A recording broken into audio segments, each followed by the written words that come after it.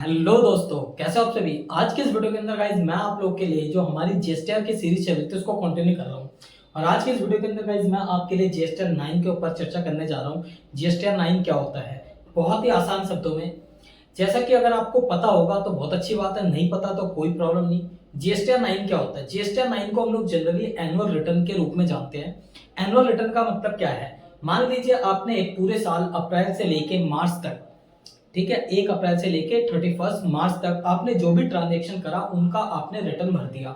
R1 भर दिया, 3B भर दिया, ठीक है, और आपने चालान के थ्रू टैक्स की पेमेंट कर दी। लेकिन उस पीरियड के दौरान आपसे बहुत सारी गलती हुई होगी, या फिर कुछ ऐसे इन्वॉइसेस होंगे जिनको आपने लाइबिलिटीज को नहीं दिखा पाए होंगे, या फिर आप इनपुट लेना रह गया होगा, या फिर आपने कम पेमेंट करी होगी।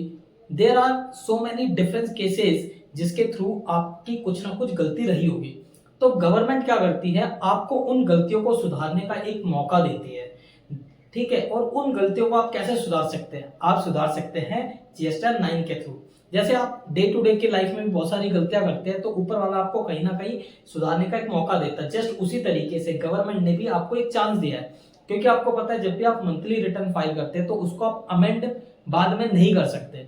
तो इसीलिए अगर आपने पूरे साल में कुछ भी गलत सही किया तो उसको लास्ट ऑप्शन जीएसटीआर 9 के थ्रू आप सही कर सकते हैं।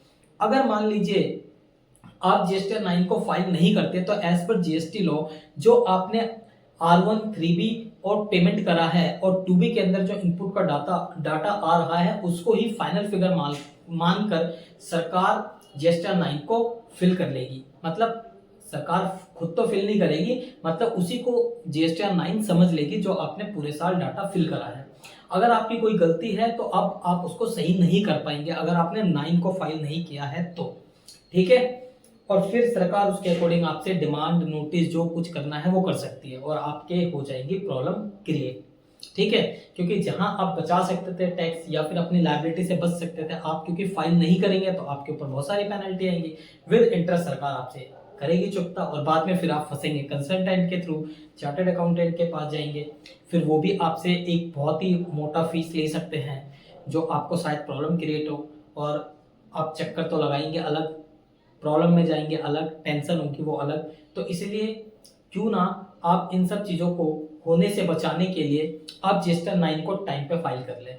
तो गाइज मान लीजिए कि आपका जैसे अभी फाइनेंशियल ईयर 2023-24 कंप्लीट हो चुका है, तो इसका जीएसटीआर 9 आप 31 दिसंबर 2024 तक फाइल कर सकते हैं, ठीक है। और जीएसटीआर 9 किस पे एप्लीकेबल है, जीएसटीआर 9 उन लोगों पे एप्लीकेबल होता है जिनका टर्नओवर 2 करोड़ से ज्यादा का है, ठीक है। जिनका टर्नओवर 2 करोड़ से ज्यादा है उन पे जीएसटीआर 9 एप्लीकेबल है, लेकिन जिनका टर्नओवर 5 करोड़ से ज्यादा है उस पर 9C भी एप्लीकेबल है, ठीक है। हम उसकी चर्चा एक अलग वीडियो में करेंगे। आई होप आपको पॉइंट समझ में आ गया होगा, ठीक है गाइस। तो अब ये जीएसटीआर 9 में होता क्या है, जीएसटीआर 9 के अंदर आपका पूरे साल का आपको सेल रिपोर्ट करना होगा। पूरे साल में आपने कितना इनपुट लिया है वो रिपोर्ट करना होगा। पूरे साल आपने कितना टैक्स पे करा है वो रिपोर्ट करना होगा। अगर आपकी कोई लायबिलिटी दिखानी रह गई थी तो उन लायबिलिटीज को आप दिखा सकते हैं। अगर आपका कोई इनपुट लेना रह गया था तो आप उन इनपुट्स को ले सकते हैं, ठीक है। आपने कोई अमेंडमेंट करी है तो उन अमेंडमेंट को आपको दिखाना होगा। आपने कोई क्रेडिट नोट शो करना रह गया तो उसको आप एडजस्ट कर सकते हैं। आपका कोई डेबिट नोट शो करना रह गया तो आप उसको एडजस्ट कर सकते हैं। तो इस तरीके से आपने कोई आरसीएम की पेमेंट करनी रह गई हो या फिर आपने गलत पे कर दिया, ठीक है, तो ऐसे कंडीशंस को आप सही कर सकते हैं जीएसटीआर 9 के थ्रू।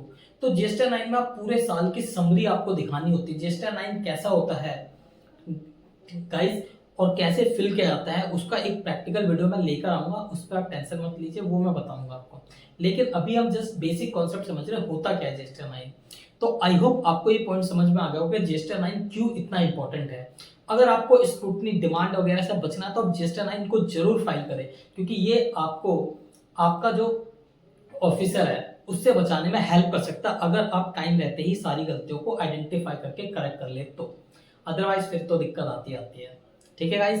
तो आई थिंक अगर वीडियो आपको पसंद आ रहा हो और वीडियो से आपकी हेल्प हो रही है तो डेफिनेटली वीडियो को लाइक कीजिए, चैनल को सब्सक्राइब कीजिए, बेल आइकन को कर दीजिए प्रेस, ताकि इसी तरीके के इंटरेस्टिंग वीडियोस बहुत ही सिंपल लेमन लैंग्वेज में हर एक वो बिजनेसमैन जो बहुत ही छोटे लेवल पे या जिसको समझ नहीं आता वो भी समझ के अपने बिजनेस को मेंटेन कर पाए।